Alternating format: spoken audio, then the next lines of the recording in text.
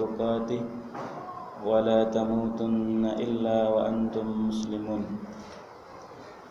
وقال يا أيها الناس اتقوا ربكم الذي خلقكم من نفس واحدة وخلق منها زوجها وبث منهما رجالا كثيرا ونساء واتقوا الله الذي تساءلون به والأرحام إن الله كان عليكم رقيبا وقال يا أيها الذين آمنوا اتقوا الله وقولوا قولا سديدا يصلح لكم أعمالكم ويغفر لكم ذنوبكم ومن يطع الله ورسوله فقد فاز فوزا عظيما أما بعد ألا فإن أصدق الحديث كتاب الله وخير الهدى هدى محمد صلى الله عليه وسلم وشر الأمور محدثاتها فإن كل محدثة بدعة وكل بدعة ضلالة وكل ضلالة في النار.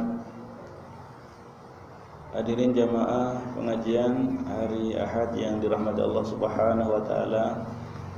Marilah kita senantiasa memanjatkan puji syukur kehadirat Allah Subhanahu wa taala atas nikmat-nikmatnya yang diberikan kepada kita, yang sekiranya kita ingin menghitung nikmat Allah, niscaya kita tidak akan mampu untuk menghitung nikmat-nikmat itu karena besarnya nikmat yang Allah berikan kepada kita setiap waktunya. Salawat dan salam semoga tetap diberikan kepada Nabi kita Muhammad sallallahu alaihi wasallam, para keluarganya, sahabat, tabi'in, tabi'ut tabi'in, dan kaum muslimin yang senantiasa teguh mengikuti sunnah-sunnahnya sampai hari kiamat.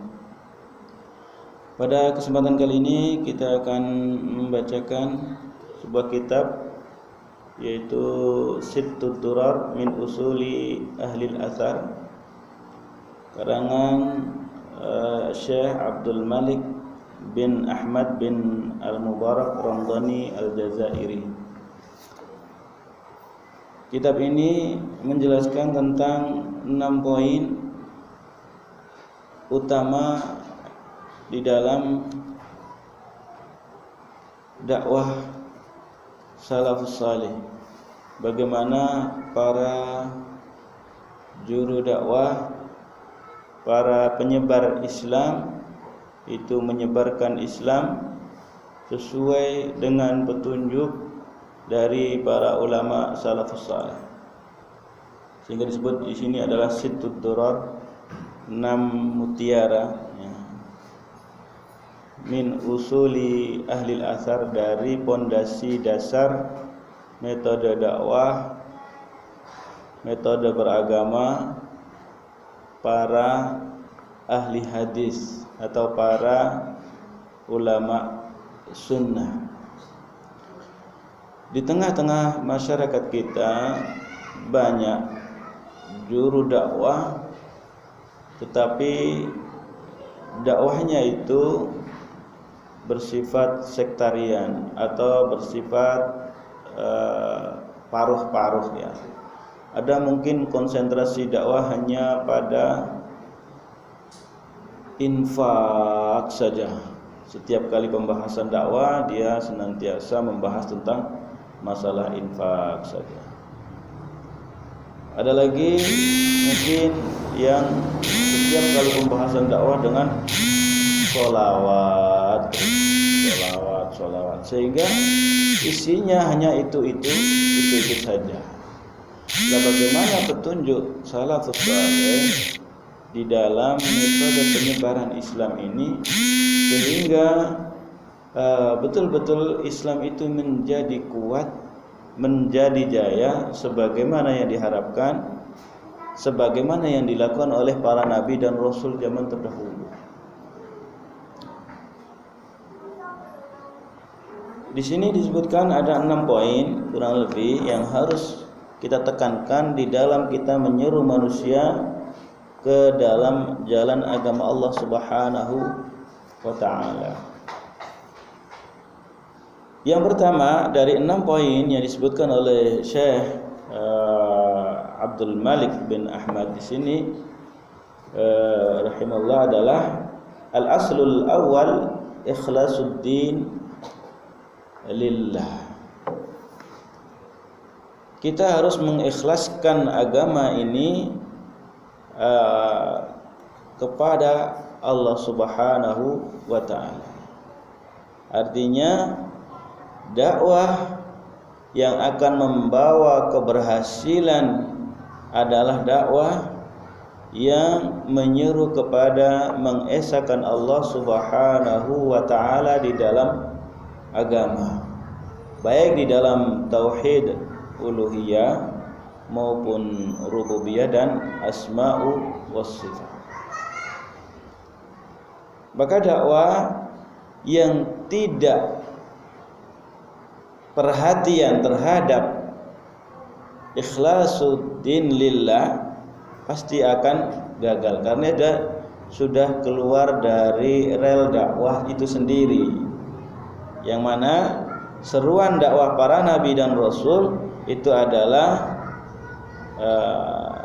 mengesahkan Allah Subhanahu wa taala di dalam penyembahan. Maka ikrarnya adalah la ilaha illallah. Fal anbiya dinuhum wahid. Dan para nabi mereka semua itu agamanya satu, yaitu menyeru kepada la ilaha illallah. Tidak ada yang berhak untuk disembah kecuali hanyalah Allah. Kemudian ketika zamannya Nabi Nuh itu dilanjutkan dengan Nuh Rasulullah. Zamannya Nabi Musa, Musa Rasulullah. Zamannya Nabi Isa, la ilaha illallah, Isa Rasulullah. Zamannya Nabi Muhammad, la ilaha illallah, Muhammad Rasul. Demikian dan seterusnya. Artinya dakwah yang akan Allah tolong itu adalah dakwah yang menyeru kepada al-ikhlasu fid din lillah, mentauhidkan Allah Subhanahu wa taala di dalam penyembahan maupun rububiyah maupun asma wa sifat. Berarti ini mengandung konsekuensi tentang hal-hal yang berbau kebalikan dari tauhid. Ini justru menjadi harus dijelaskan oleh dakwah ini. Seperti misalnya masalah syirik. Nah, ini menjadi poin untuk dijelaskan kepada umat akan bahaya syirik. Ya, kemudian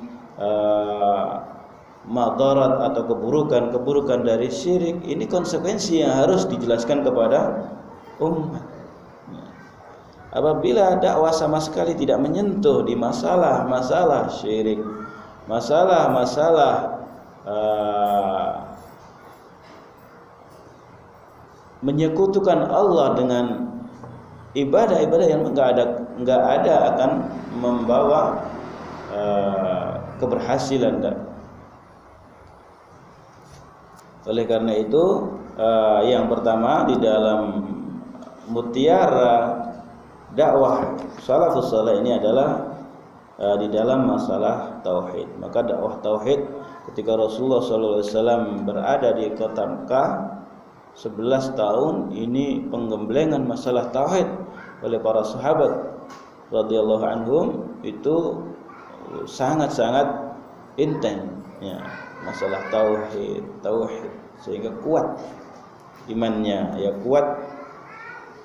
Allah Subhanahu wa taala berfirman di dalam surah Az-Zumar ayat 2 sampai ayat 3. A'udzu billahi minasyaitonir rajim. Fa'budillaha mukhlishan lahuddin, ala lillahid dinul khalis. Inilah seruan semua para nabi ya. Fa'budillah, sembahlah Allah saja ya. Mukhlishan lahuddin, dengan hanya menjadikan agama ini bagi dia semata. Tidak boleh bagi yang lainnya, tidak berhala, ya, tidak sapi, ya. Tidak juga para wali yang sudah meninggal, tidak juga para malaikat maupun bintang-bintang dan yang lainnya. Tapi adalah mukhlishan lahuddin, hanya menyerahkan agama ini hanya kepada Allah Subhanahu wa taala. Ala lillahid dinul khalis. Ketahuilah sungguhnya milik Allah saja agama yang mukhlis ini, agama yang sebenarnya ini hanya miliklah Allah Subhanahu wa taala. Dan ini seruan para nabi, ya. Dalam ayat yang lain, dalam banyak ayat ini disebutkan tentang dakwah. Allah Subhanahu wa taala berfirman dalam surah Al-Bayyinah ayat 5, kita semua insyaallah sudah hafal. Wa ma umiru illa liya'budullaha mukhlishina lahuddin hunafa'a wa yuqimus salata wa yu'tuz zakah. Dan mereka tidak diperintah kecuali agar mengikhlaskan penyembahan kepada Allah.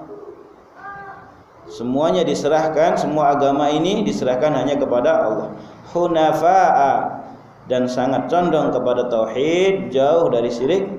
Wa yuqimus shalah wa yu'tuz zakah, dan mendirikan salat dan membayar zakat. Dua ayat ini menunjukkan sangat jelas dan gamblang bahwa seluruh peribadatan, penyembahan, rasa takut, rasa harap, rasa tawakal, kemudian juga penyembahan yang lain yang sifatnya khudu' wal inqiyad, tunduk dan patuh, itu hanya diserahkan kepada Allah Subhanahu wa taala. Ini dakwah yang akan membawakan keberhasilan. Jadi kita hanya tunduk, hanya takut, hanya menyembah dan hanya menyerahkan ketundukan kita kepada Allah semata. Tidak ada ketundukan yang hakiki itu diserahkan kepada yang lain. Taib.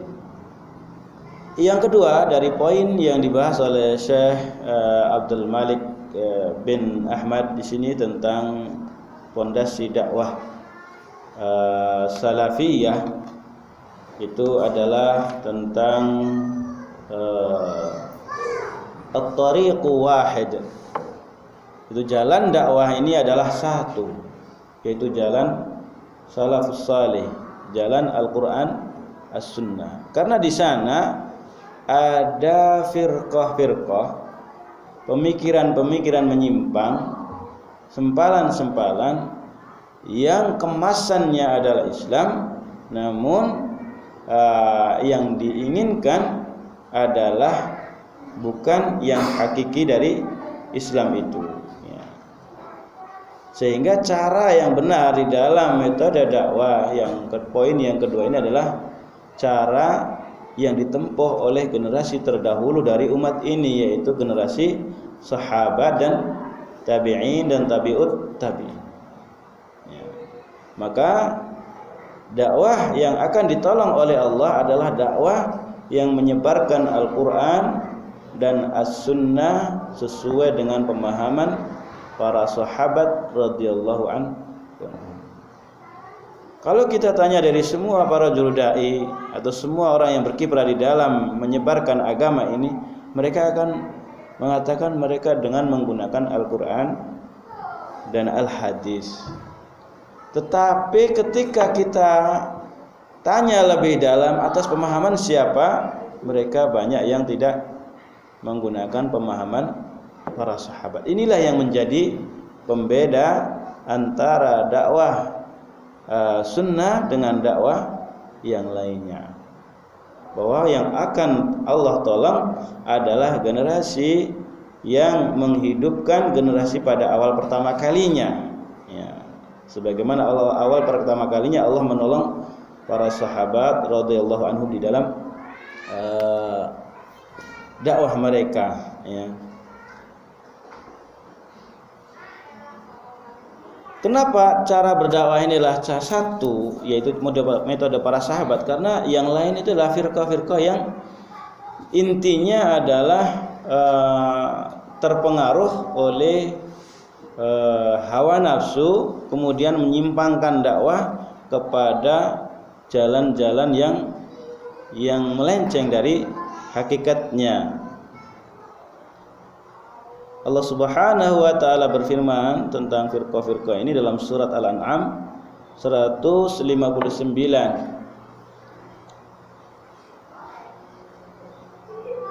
A'udzu billahi minasyaitonir rajim. Innal ladzina farraqu dinahum wa kanu syi'a lasta minhum fi syai'. Innama amruhum ilallah tsumma yunabbi'uhum bima kanu yaf'alun.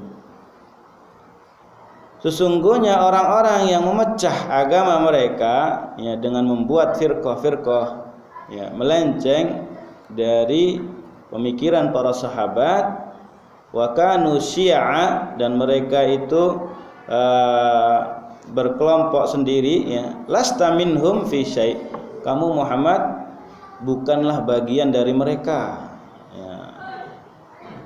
Innama amruhum ilallah, sungguhnya urusan mereka akan ditangani oleh Allah Subhanahu wa taala. Summa yunabbi'uhum bima kanu yaf'alun, sungguhnya akan dikabarkan kepada mereka atas penyimpangan mereka nanti pada hari kiamat, atas mereka apa yang mereka lakukan. Maka larangan kita untuk berfirqah-firqah, berhizbi, ini adalah larangan sejak dari generasi pertama. Tidak boleh kita keluar dari pemahaman salafus saleh ya, bahwa generasi yang Allah tolong ini ya, itulah Hizbullah atau golongan Allah, inilah golongan para sahabat radhiyallahu. Allah Subhanahu wa taala berfirman dalam surat Al-Mujadilah ayat 22, ulaika hizbullah ala inna hizballahi humul muflihun ya, mereka itu adalah golongan Allah, ketahuilah bahwa sesungguhnya golongan Allah mereka itulah yang berbahagia. Siapa yang dimaksud dalam ayat ini dari golongan Allah itu tentu saja adalah generasi pertama kali dari umat ini, yaitu mereka Rasulullah dan para sahabatnya, bukan yang lainnya. Sehingga dakwah yang akan ditolong dan akan dijanjikan kemenangan oleh Allah sebagai janji dari muflihun, kebahagiaan di dunia pasti akan ditolong, kemudian di akhirat pun akan mendapatkan pahala yang besar. Mereka adalah Hizbullah, meskipun namanya bukan Hizbullah ya. Kadang-kadang sering mencatut nama dari Al-Quran, tapi yang dimaksud bukan dari itu ya. Walaupun namanya bukan Hizbullah, tetapi mereka itu adalah tetap golongan Allah ya. Taib. Kemudian ayat yang lain Allah Subhanahu wa taala berfirman dalam surat Al-Maidah ayat 56. Allah Subhanahu wa taala berfirman, wa may yatawallallaha wa rasulahu walladzina amanu fa inna hizballahi humul ghalibun.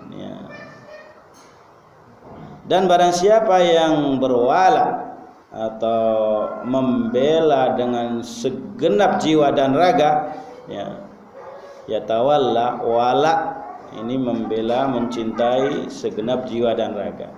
Allah, membela Allah dan Rasulnya, walladzina amanu, dan membela orang-orang yang beriman, fa inna hizballahi humul ghalibun, dan sungguhnya golongan Allah inilah mereka yang akan menang, yang akan Allah berikan kemenangan.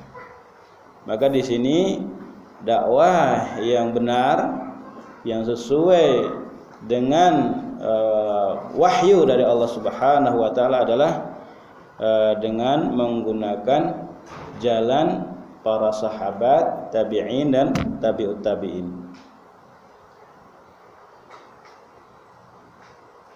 Dalam hadis itu ayat-ayatnya ya, kita larangan berfikoh-fikoh, kemudian generasi siapa yang akan ditolong. Lalu ada hadisnya, ada hadis yang sangat masyhur, yaitu iftiraqul ummah, hadis perpecahan umat ya.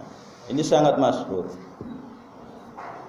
Rasulullah SAW bersabda dalam hadis riwayat Imam Ahmad ya dan yang lainnya, ala man qablakum min ahli alkitab iftaraku ala thintaini wa sab'ina millatan wa inna hadhihi almillata sataftariku ala thalathin wa sab'ina thintani wa sab'una fin nar wa wahidah fil jannah wa hiya al jamaah.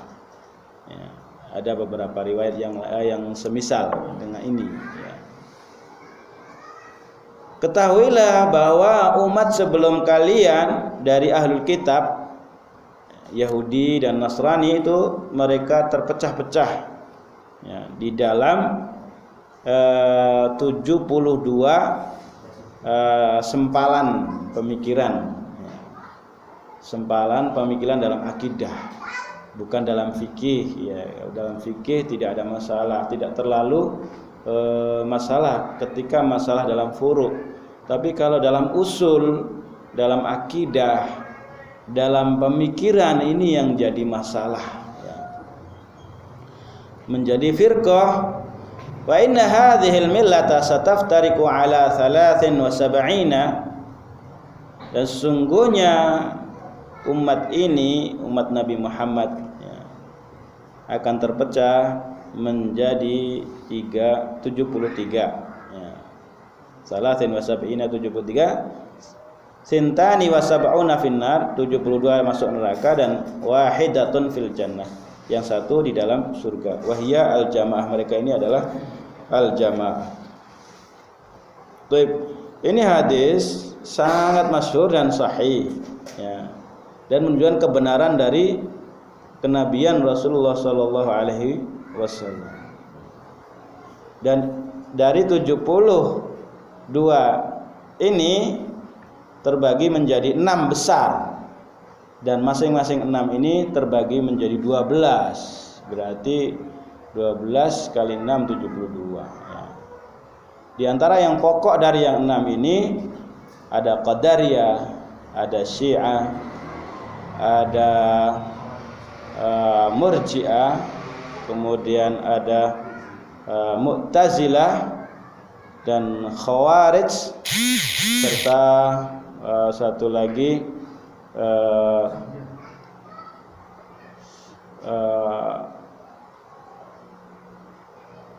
saya lupa. Ada 6 pokok besar dan masing-masing 6 ini terbagi lagi menjadi 12. Tapi pokoknya menjadi 6 besar.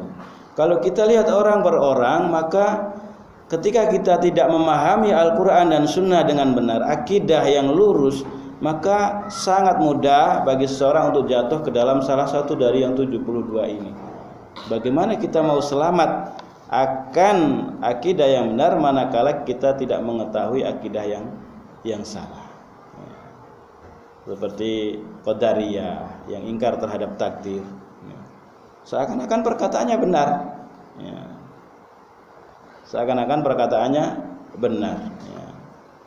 Karena kalau ditimbang dengan akal tanpa ditimbang dengan Al-Quran dan Sunnah sesuai dengan pemahaman sahabat, maka seseorang akan mudah sekali tergelincir di dalam pemikiran seseorang. Orang itu akan mudah kagum dengan orang ya. Dengan pemikiran seseorang akan mudah kagum. Tetapi kita tidak boleh kagum dengan pemikiran seseorang setelah kita mengenal generasi para sahabat, karena mereka lah yang diridai Allah. Sedangkan orang-orang yang di luar salaf ini belum ada jaminan keridhaan dari Allah. As-sabiquna al-awwaluna minal muhajirin wal ansar walladzina man tabi'ahum bi ihsan radhiyallahu anhum wa radu. Ini jaminan keridhaan Allah atas orang-orang generasi terdahulu dari muhajirin dan ansar dan orang-orang yang mengikuti mereka ya, mudah-mudahan kita termasuk yang mengikuti mereka ini ya. Radhiyallahu anhum wa radwan. Allah ridha kepada mereka dan mereka ridha kepada Allah. Apa yang menyebabkan Allah ridha? Apa yang menyebabkan Allah Subhanahu wa taala ridha kepada mereka? Ya karena mereka itu mengamalkan apa yang Allah kehendaki apa adanya, tanpa takwil, tanpa ta'til, tanpa tahrif, tanpa takyif, tanpa menyelewengkan makna dari yang diharapkan makna itu. Nah, ini oleh karena itu poin yang kedua yang disebutkan di sini adalah at-tariqatul wahid, yaitu jalan dakwah itu satu, salafus saleh. Sebab kalau kita mau lihat sekarang ini banyak sekali orang yang menyeru hanya kepada misalnya jihad saja gitu kan, enggak pada menyeru kepada memperhatikan kepada syirik-syirik. Hanya menyuruh kepada misalnya infak saja, atau hanya menyuruh kepada ziarah kubur saja, sholawat saja gitu. Jadi ini adalah termasuk dari kesalahan mereka di dalam akidah di awal pertama kalinya, sehingga poin penting dakwah dari mengikuti salafus saleh ini tidak menjadi poin utama. Hadirin jamaah yang dirahmati Allah Subhanahu wa taala, poin ketiga yang disebutkan oleh Syekh Abdul Malik bin Ahmad di sini tentang dakwah salaf atau dakwah sunnah ini adalah tariqul kitab was sunnah ala fahmi salafis salih, yaitu menyeru kepada Al-Quran dan Sunnah sesuai dengan pemahaman salafus salih. Kalau tadi tariqatul wahid itu tariqah dakwahnya. Kalau sekarang ilmunya yang diamalkan itu apa? Yaitu Alkitab was sunnah ala fahmi salafuna as-salih. Jadi selalu apa yang membedakan poin ketiga ini dengan poin pertama? Kalau poin ketiga ini adalah poin pada ilmunya, yaitu Alkitab was sunnah. Jadi kita di dalam dakwah ini selalu menjelaskan dalil dari Al-Quran maupun dalil dari Al-Hadis, namun penafsiran dan maksud selalu diarahkan kepada pemahaman salaful ummah. Kemudian Al-Quran dan As-Sunnah ini adalah ilmu yang menjadi sumber dari dakwah kita. Allah Subhanahu wa taala berfirman,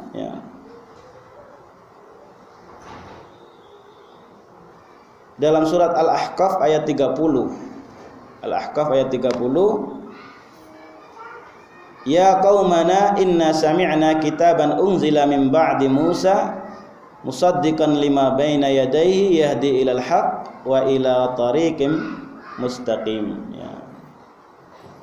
Wahai kaum kami, sungguhnya kami mendengar suatu kitab yang diturunkan setelah zaman Nabi Musa yang membenarkan kitab-kitab yang sebelum mereka, yang memberikan petunjuk kepada kebenaran dan kepada jalan yang lurus. Jadi menyerunya itu kepada Al-Quran dan As-Sunnah. Al-Quran di sini adalah jelas firman Allah Subhanahu wa taala yang diturunkan oleh Allah melalui malaikat Jibril, kemudian kepada Nabi Muhammad dari surat Al-Fatihah sampai surat An-Nas. Ini namanya Al-Quran. Kita imani seluruhnya, tidak ada yang diingkari. Hanya saja pemahamannya adalah pemahaman ketika turun, bukan pemahaman akal. Perbedaan dakwah salafiyah dengan dakwah firqah-firqah yang beda itu adalah kitab was sunnah ini dijadikan imam, dijadikan pokok. Kemudian akal mengikuti di bawahnya, berusaha memahami Al-Quran dan Sunnah itu. Kalau akal tidak mampu memikirkan, maka akal yang disalahkan, bukan Al-Quran dan sunnahnya yang disalahkan. Sedangkan firqah-firqah yang ada itu kebalik. Akal yang ditaruh di atas Quran dan sunnah dijadikan pembenaran akan akal dan pemikiran mereka, sehingga poinnya menjadi berbeda-beda, menjadi banyak sekali pemikiran. Kenapa? Karena mereka mencari dalil-dalil dalam Al-Quran dan sunnah sebagai pembenaran firqah mereka, sebagai pembenaran pikiran-pikiran mereka. Inilah perbedaannya. Tentu saja hal seperti ini tidak dikehendaki oleh Allah. Ya. Disebutkan tadi lasta minka fi syai'. Kamu bukan bagian dari mereka, firqah-firqah itu. Kenapa? Karena mereka Al-Quran itu hanya digunakan sebagai pendukung akal mereka saja. Kalau Al-Quran itu sesuai, maka mereka sesuai dengan akal mereka, maka dipakai Al-Quran itu. Kalau enggak sesuai, maka apa? Al-Quran itu akan ditinggalkan dan pikiran mereka yang akan digunakan sebagai pokok. Ya. Di sini menggunakan Al-Quran dan Sunnah ini adalah jalan yang lurus. Allah Subhanahu wa taala berfirman, "Innaka latahdi ila siratim mustaqim." Sesungguhnya engkau Muhammad, sesungguhnya engkau adalah benar-benar memberikan petunjuk kepada jalan yang lurus. Jadi kalau benar-benar Al-Quran itu maksudnya benar-benar sesuai yang dimaksud dari Al-Quran, maka jalannya lurus. Cuman masalahnya umat ini dikabarkan oleh Rasulullah pun akan mengikuti seperti umat-umat terdahulu di dalam beragama maupun dalam muamalah maupun dalam yang lain. Bagaimana yang digunakan Yahudi dan Nasrani terhadap kitab suci mereka, Taurat dan Injil, mereka menggunakan kaidah takwil, tamtsil, tahrif, ta'til, takyif. Ya. Takwil menakwilkan ala ghairi muradihi, menakwilkan kepada yang selain maknanya. Ya. Ini maknanya A ditakwilkan kepada B.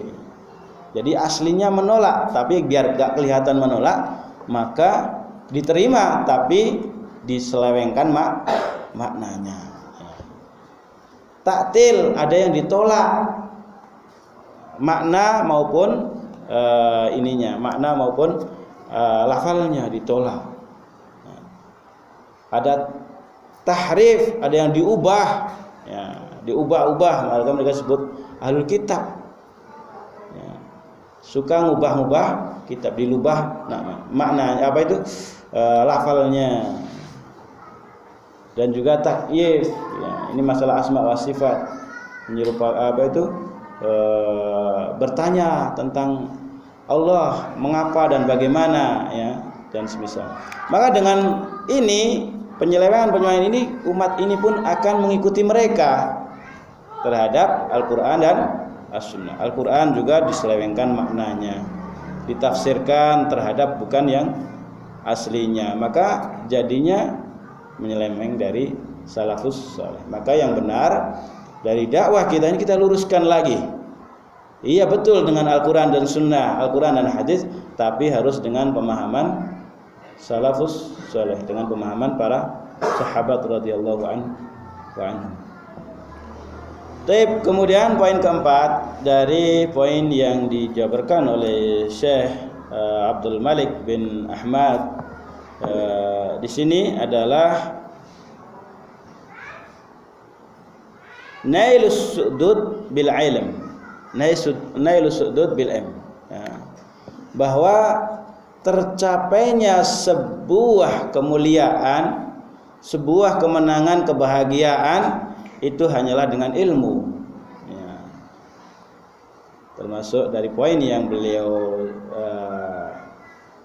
sebutkan di dalam kitabnya ini adalah tercapainya sebuah kemuliaan Islam, kemenangan Islam, keagungan Islam, dan kekuatan Islam itu bisa diraih hanya dengan ilmu. Dari zaman-zaman terdahulu, dari sejarah-sejarah terdahulu, musuh-musuh para nabi mempunyai harta, kekuasaan, mempunyai perbendaharaan dunia, ya, menguasai perpolitikan dan yang lain. Tapi para nabi hanya mempunyai ilmu. Nah, ilmu ini bisa menghadapi itu semua. Ya. Oleh karena ini munculnya kekuatan itu hanyalah dengan ilmu. Sedangkan ilmu itu adalah ada di dalam Al-Quran dan As-Sunnah. Ya. Allah Subhanahu wa taala berfirman di dalam surah Al-An'am ayat 83. A'udzu billahi minasyaitonir rajim. Yarfa'illahu alladhina amanu minkum walladzina utul ilma darajat. Ya. Allah akan mengangkat orang-orang yang beriman di antara kalian, dan Allah akan mengangkat orang-orang yang berilmu beberapa derajat lebih tinggi. Ya. Bagaimana Rasulullah SAW membandingkan antara beliau dengan para sahabat, ya, atau beliau dengan orang yang tidak berilmu di tengah-tengah sahabat, itu perbandingan seperti bulan purnama dengan bintang. Begitulah perbandingan orang yang berilmu dengan yang tidak berilmu. Orang yang berilmu itu akan diangkat derajatnya oleh Allah beberapa derajat lebih tinggi. Maka kemuliaan Islam, keagungan Islam, kekuatan Islam itu tidak mungkin bisa diraih kecuali dengan mengembalikan mereka dengan Al-Quran, mengembalikan kepada As-Sunnah, karena itu adalah sumber dari kejayaan kemuliaan Islam. Allah Subhanahu wa taala berfirman dalam surat Al-An'am ayat 23 yang tadi, ya, ditafsirkan oleh Imam Malik rahimahullah, narfa'u darajatin man nasya, kami akan mengangkat derajat orang-orang yang kami kehendaki. Ditafsirkan oleh Imam Malik di sini bil ilmi, ya, yaitu dengan ilmu Allah akan mengangkat mereka beberapa derajat. Ya. Jadi narfa'u darajatin man nasya, Allah berfirman, kami akan mengangkat beberapa derajat beberapa orang yang kami kehendaki. Orang-orang yang kami kehendaki derajat yang lebih tinggi. Nah, ayat ini ditafsirkan oleh Imam Malik bil ilmi, sebab ilmu-ilmu mereka. Ya. Oleh karena itu kemuliaan, izzah, keperkasaan, kejayaan Islam itu hanya bisa diraih dengan apabila para kaum muslimin ini, mereka di dada-dada mereka adalah ilmu Al-Quran, As-Sunnah, ya, maka akan jaya Islam, tidak akan mudah untuk dikalahkan. Bagaimana Allah menyebutkan kisah Daud, ya, kemudian Talut dan Jalut, ya. Talut dan Jalut, bagaimana Allah mengangkat Talut menjadi raja, ya, padahal kaumnya menghendaki yang lain bukan Talut, ya. Tapi tidak lain karena Talut ini adalah mempunyai ilmu. Bagaimana percakapan yang disebutkan dalam surat Al-Baqarah ayat 247, ini kaumnya menghendaki yang jadi penguasa itu yang banyak duitnya. Nah, ini kan zaman sekarang yang penguasa itu yang banyak duitnya. Tapi dalam Islam itu bukan itu, ya. Allah Subhanahu wa taala berfirman dalam surah Al-Baqarah 247, A'udzu billahi minasyaitonir rajim, wa qala lahum nabiyyuhum innallaha qad ba'atsa lakum taluta malika. Qalu anna yakunu lahul mulku alaina wa nahnu ahaqqu bil mulki minhu wa lam yu'ta sa'atan minal mal. Qala innallaha astafahu 'alaikum wa zadahu bastatan fil ilmi wal jism wallahu yu'ti mulkahu may yasha wallahu wasi'un 'alim. Dan nabi mereka berkata, sesungguhnya Allah telah mengutus kepada mereka Talut, ya. Jadi di tengah-tengah bangsa itu, ya, Allah mengutus seorang raja yang bernama Talut untuk menjadi raja, malika. Qalu anna yakunu lahul mulku alaina wa nahnu haqqu bil mulki minhu wa lam yu'ta sa'atan minal mal. Kaumnya itu tidak terima. Di tengah-tengah mereka ada Talut. Talut diangkat jadi raja oleh nabi mereka. Mereka protes sama nabinya. Loh, bagaimana bisa kamu angkat Talut sebagai raja kami, sedangkan di tengah-tengah kami ada yang lebih berhak dari dia, ya. Dan dia tidak diberikan keluasan dari harta. Perhatikan debatnya orang bodoh, ya, kepada nabi mereka, sering mengaitkan kekuasaan itu dengan yang banyak hartanya. Qala innallaha astafahu alaikum wa zadahu bastatan. Innallaha astafahu alaikum wa zadahu bastatan fil ilmi wal jism. Maka nabi mereka itu menjawab, sesungguhnya Allah memilih Talut menjadi raja kalian. Karena apa? Wazadahu bastatan fil ilmi wal jism. Karena Talut ini mempunyai keunggulan di dalam ilmu dan di dalam fisiknya yang kuat. Ya. Dalam ilmu dan fisiknya, ya, perhatikan di sini ilmu, ya, yang dikedepankan untuk menjadi pemimpin. Wallahu yu'ti mulkahu man yasha wallahu wasi'un alim. Dan Allah akan memberikan kekuasaannya kepada orang-orang yang dikehendaki, dan Allah maha luas rahmatnya dan maha mengetahui. Maka di sini bahwa ilmu itu akan menimbulkan kekuatan.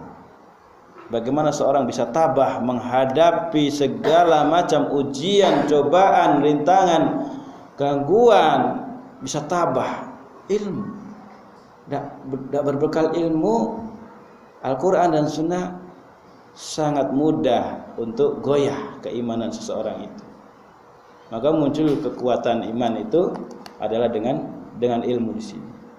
Sebagaimana Allah mengunggulkan Talut di tengah-tengah kaumnya, dijadikan raja, padahal tadinya mereka sesama-sama mereka.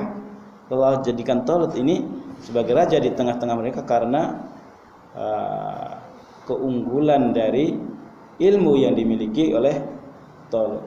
Kemudian jism atau badan yang kuat ini mengikuti dari ilmu tadi, atau semakin memperindah,nya, ya. Bukan jism dulu, ya. Jism ini hanya mengikuti saja.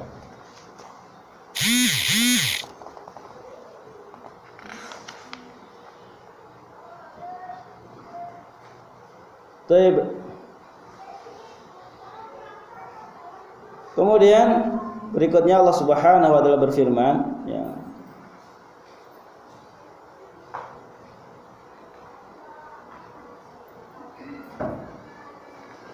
dalam surat Al-Maidah ayat 44, A'udzu billahi minasyaitonir rajim. Inna anzalna at-taurata fiha hudan wa nurun yahkumu bihan nabiyyuna alladziina aslamu lilladzina hadu warabbaniyuna wal ahbar bimastuhfidzu minal kitabillahi wa kanu alaihi syuhada, ya. Jadi dari zaman sejak Bani Israel itu tetap saja orang-orang yang berilmu itu yang menjadi nabi dan memimpin umatnya, ya. Sesungguhnya kami telah menurunkan Taurat, di dalamnya ada petunjuk dan cahaya. Para nabi mereka menghukumi, ya, di tengah-tengah mereka, di tengah-tengah orang yang sudah beriman di tengah mereka, lilladzina hadu, bagi orang-orang yang mendapat petunjuk, warabbaniyun, dan orang-orang yang rabbani, yang selalu ingin mendapat petunjuk dari Allah, wal ahbaru, dan para rahib-rahib atau orang alim mereka, bimastuhfidzu min kitabillah, dengan apa yang mereka jaga dari kitab Allah, wa kanu alaihi syuhada, dan mereka menjadi saksi atas hal tersebut. Jadi kalau Taurat dan Injil ini dijaganya oleh rahib-rahib mereka, orang-orang alim mereka ya. Tetapi kalau Al-Quran ini dijaga oleh Allah secara langsung. Maka di sini mereka yang mengilmui wahyu dari Allah, baik zaman dulu Taurat dan Injil yang belum diubah-ubah, yang zaman sekarang Al-Quran, maka merekalah yang mempunyai ketinggian, izzah, kemuliaan. Ya. Bahwa Allah Subhanahu wa taala, Rasulullah SAW bersabda, "Innallaha yarfa'u bihadhil kitabi aqwaman wa yadh'u bihi akharin." Allah Subhanahu wa taala, kata Rasulullah SAW, akan mengangkat suatu kaum dengan Al-Quran ini dan akan merendahkan kaum yang lain dengan Al-Quran ini. Catatannya, pertanyaan, siapakah yang akan Allah angkat dengan kitab ini, dan siapa yang akan Allah rendahkan dengan kitab ini? Tentu yang akan Allah angkat dengan Al-Quran ini adalah yang mengamalkannya, menegakkannya, mengimaninya, serta selalu berhubungan dengannya dan selalu menjadikan Al-Quran ini ta'ahud, selalu dibaca dan dibaca, diamalkan hukumnya dan selalu dijadikan sebagai pedoman. Ini yang akan Allah tolong. Ya. Yarfa'u bihadhil kitab aqwaman. Dengan Al-Quran ini Allah akan menolong kaum-kaum. Siapa mereka? Yang menjadikan Al-Quran ini sebagai imam, yang tidak menyia-nyiakan Al-Quran ini. Wa yadau biha akharin, yang akan merendahkan, menghinakan kaum yang lain. Siapa? Ya mereka yang melalaikan Al-Quran, tidak mengimani Al-Quran, menjauhkan diri dari Al-Quran, terlebih adalah kufur dengan Al-Quran. Itu mereka akan Allah hinakan dengan Al-Quran ini. Taib, hadirin jamaah yang dirahmati Allah Subhanahu wa taala. Kemudian poin kelima dari poin dakwah yang disampaikan oleh Syekh Abdul Malik bin Ahmad di sini adalah ar-raddu 'alal mukhalifi minal amri bil ma'rufi wan nahyi 'anil munkari. Kita harus membalas atau memberikan penjelasan, ya, atau mendebat atau memberikan bayan, penjelasan atau memberikan bantahan ar-raddu 'alal mukhalif terhadap orang-orang yang berseberangan pemahaman dengan salafus saleh. Dengan apa? Minal amri bil ma'ruf, dengan memerintahkan yang baik dan mencegah kepada yang mungkar. Ya. Jadi terhadap firqah-firqah yang berseberangan dengan firqah salafus saleh, maka fajadilhum billati hiya ahsan. Debatlah mereka, bantahlah mereka dengan metode terbaik, dengan hujjah-hujjah yang tepat dan dengan cara yang lemah lembut. Ya, tetap harus disampaikan amar ma'ruf nahi munkar, perkataan yang memerintahkan yang baik dan mencegah kemungkaran. Ada sekelompok dakwah yang hanya amar ma'ruf saja, tidak pernah nahi munkar, tidak akan bisa memperbaiki umat. Kemungkaran ini harus dijelaskan, karena kalau umat itu kadang tidak tahu kalau itu sebuah kemungkaran. Ya. Maka bagaimana agar tahu itu adalah sebuah kemungkaran? Tentu dengan dijelaskan. Ini adalah sebuah kemungkaran. Maka kita harus an-nahyu, harus mencegah. Adapun yang ma'ruf banyak yang diketahui. Kadang-kadang yang ma'ruf saja,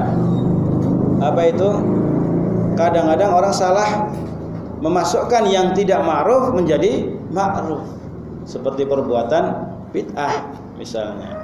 Itu kan tidak ma'ruf secara syar'i, tapi dianggapnya ma'ruf. maka kita harus amar ma'ruf, memerintahkan yang baik-baik dan mencegah kepada kemungkaran. Dan ini penting sehingga Allah jaga umat ini dari keburukan.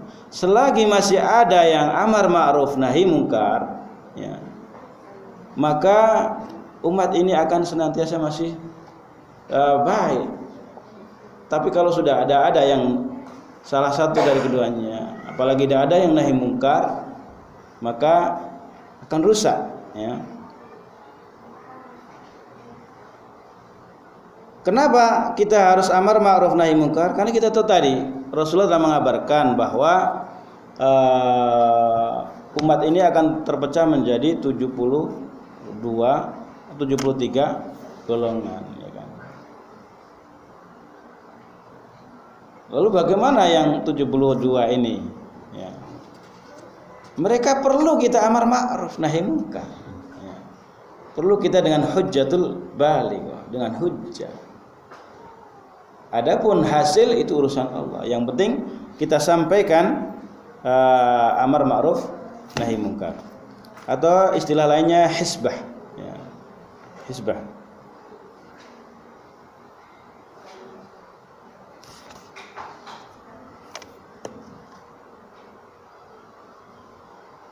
Kemudian ayatnya sangat jelas amar ma'ruf ini, ya.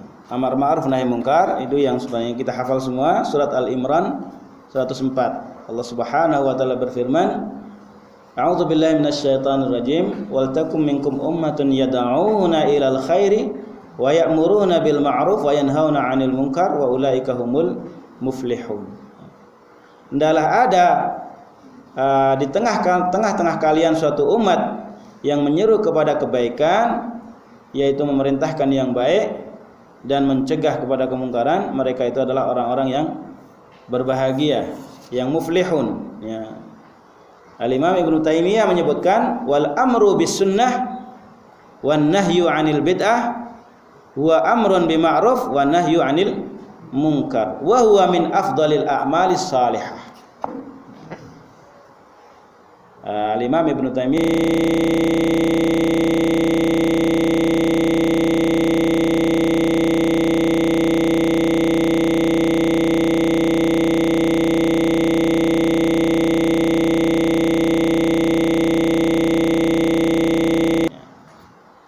dari amal soleh adalah dari sini amar ma'ruf nahi munkar, memerintahkan orang kepada sunnah, mencegah orang dari bid'ah. Karena bid'ah ini berat memang orang untuk lepas. Karena yahsabu annahu yasna'u sun'a, yuhsinu sun'a. Orang-orang ahli bid'ah itu menganggap dan mengira bahwa mereka sedang berbuat sebaik-baiknya, repotnya kan di situ. Dengan kebid'ahan mereka menganggap mereka sedang mendekatkan diri kepada Allah dengan cara yang paling baik. Dan ini menjadi tugas yang sangat berat. Oleh karena itu menjadi tugas yang paling afdal untuk menjelaskan kebid'ahan, mengembalikan kepada sunnah. Bagaimana seseorang itu seumur hidupnya menganggap bid'ah itu baik, kita jelaskan sampai bisa berpindah pemikiran, menjadikan sesuatu yang dia anggap baik itu menjadi jelas gamblang ternyata adalah sebuah hal yang buruk. Ini perlu kerja keras dan sangat sulit, ya, sangat kerja keras. Bagaimana memindahkan orang dari gemar bid'ah, meninggalkan bid'ahnya, kemudian menjadi gemar sunnah. Tentu ini adalah sebuah perlu kerja keras dan upaya yang sangat lama untuk agar kita senantiasa perlu juga doa, ya, kemudian akhlak kita yang baik, tutur kata yang santun dan muamalah. Perlu juga sekali-kali beri hadiah agar dilembutkan hati untuk mau mengakui bahwa bid'ah itu buruk. Karena orang kadang malu-malu, ya. iya ya sepertinya kok salah ya, tapi sudah terlanjur ya gitu. Jadi susahnya minta ampun untuk mengubah mindset orang dari bid'ah yang mereka anggap baik itu menjadi, mereka berubah persepsi menjadi yang mereka lakukan itu jadi buruk. Yang baik itu sebenarnya sunnah, bukan yang itu sangat sulit. Maka ini menjadi afdalul a'mal. Allah Subhanahu wa taala berfirman dalam surat An-Nisa 135, A'udzu billahi minasyaitonir rajim. Ya ayyuhalladzina amanu kunu qawwamina bil qist. Syuhada'a lillahi walau 'ala anfusikum awil walidaini wal aqrabin iyakun ghaniyan aw faqiran fallahu aula bihima fala tattabi'ul hawa an ta'dilu wa in talwu aw tu'ridu fa innallaha kana bima ta'maluna khabira. Ini tentang kita tetap harus amar ma'ruf nahi munkar dan berbuat adil ya. Hai orang-orang yang beriman, jadilah kalian adalah orang-orang yang qawwam. Qawwam ini adalah orang yang kuat menegakkan yang seharusnya ditegakkan. Bil qisti, kuat menegakkan keadilan. Syuhada alillah, menjadi saksi untuk Allah. Walau ala anfusikum, walaupun terhadap diri kalian. Awil walidaini wal aqrabin, atau kepada kedua orang tua ataupun pada kerabat. Iyyakun ghaniyan aw faqiran fallahu aula bihima.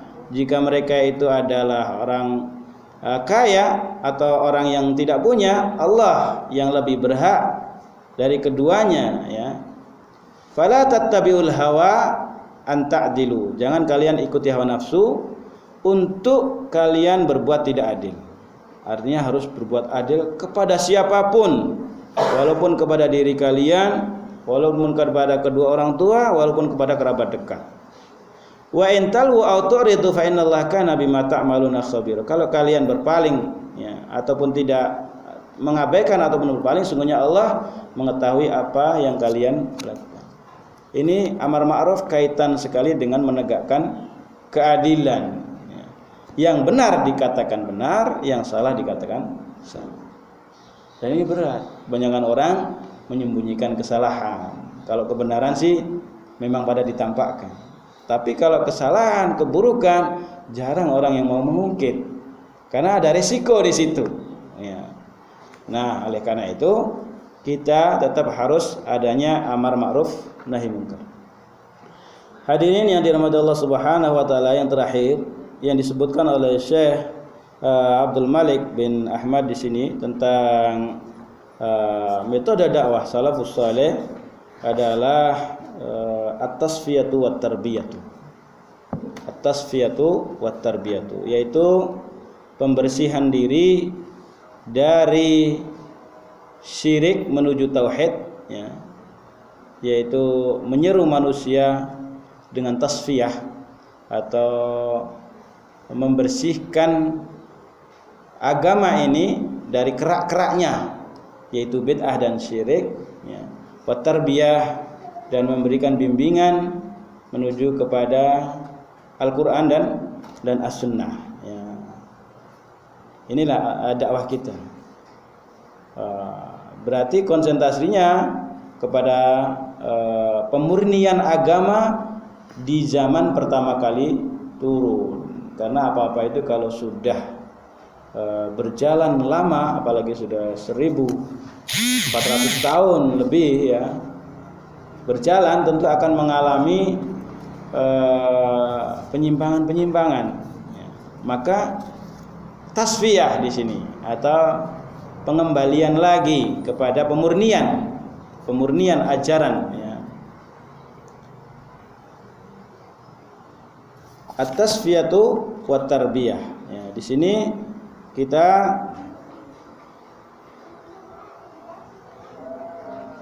kenapa kita harus mengembalikan dakwah ini kepada generasi pertamanya dengan tasfiyah, karena inilah memang sebagaimana yang Allah jaga dari Al-Qur'an ini ya. Allah jaga dari Al-Qur'an ini berarti Allah jaga agama ini. Inna nahnu nazzalna dzikra wa inna lahu lahafizun. Dalam surat Al-Hajj ayat 9, Allah Subhanahu wa taala berfirman, sungguhnya kami yang menurunkan Al-Qur'an, yang menurunkan Islam ini, ya. Karena Islam ya dengan Al-Qur'an ya. Dan kami yang menjaganya. Islam ini dijaga oleh Allah. Islam yang murninya ini terjaga. Dari zaman dulu sampai zaman sekarang ada senantiasa golongan yang selalu mempertahankan kemurnian Islam seperti zaman dulunya. Oleh karena itu tasfiyah dakwah kita itu pemurnian.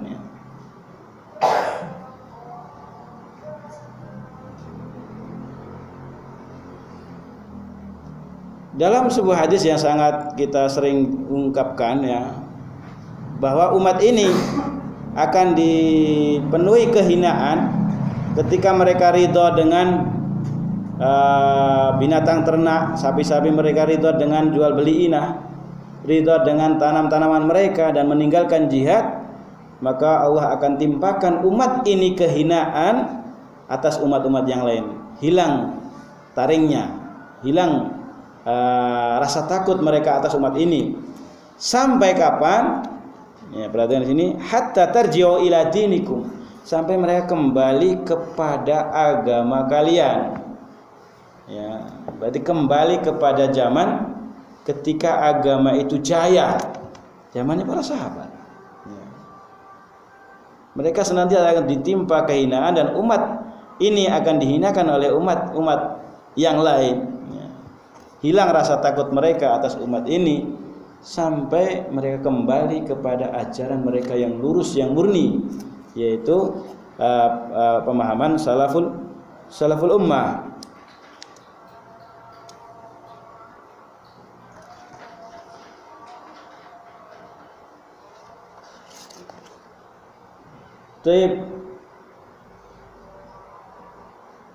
Kemudian khulasatu hadhil qaidah, kesimpulan dari kaidah yang tasfiyah wa tarbiyah ini, annaha ta'ni tasfiyatul Islam min kulli dakhil.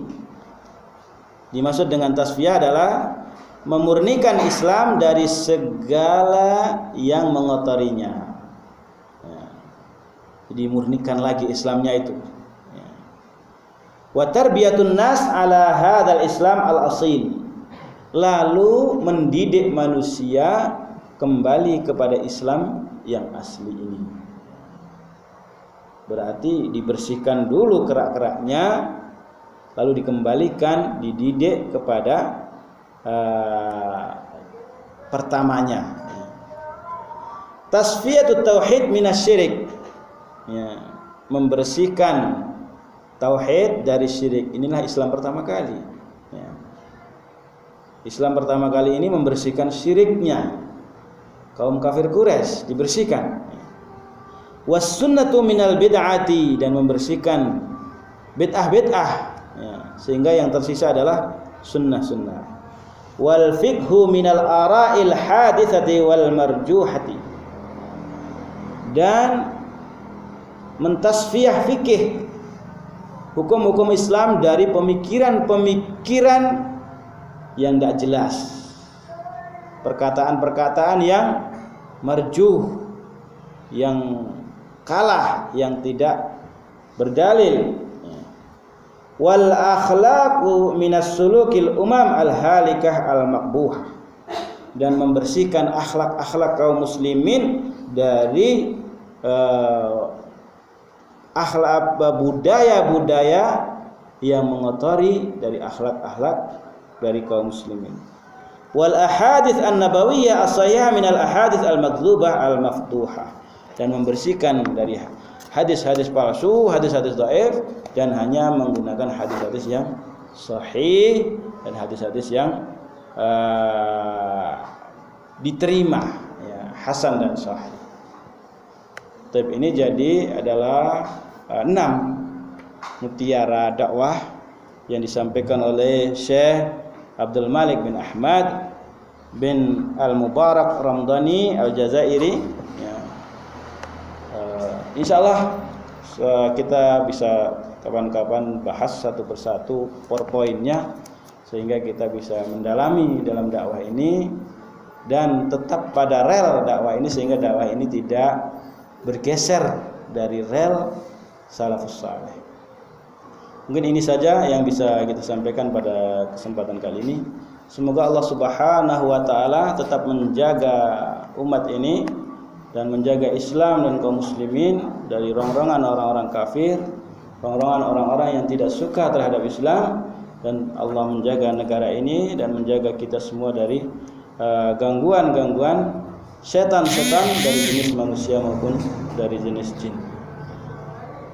Allahumma anfa'na bima 'allamtana wa 'allimna ma yanfa'una, rabbi zidna ilma warzuqna fahma, walhamdulillahi rabbil alamin. Wassalamu alaikum warahmatullahi wabarakatuh.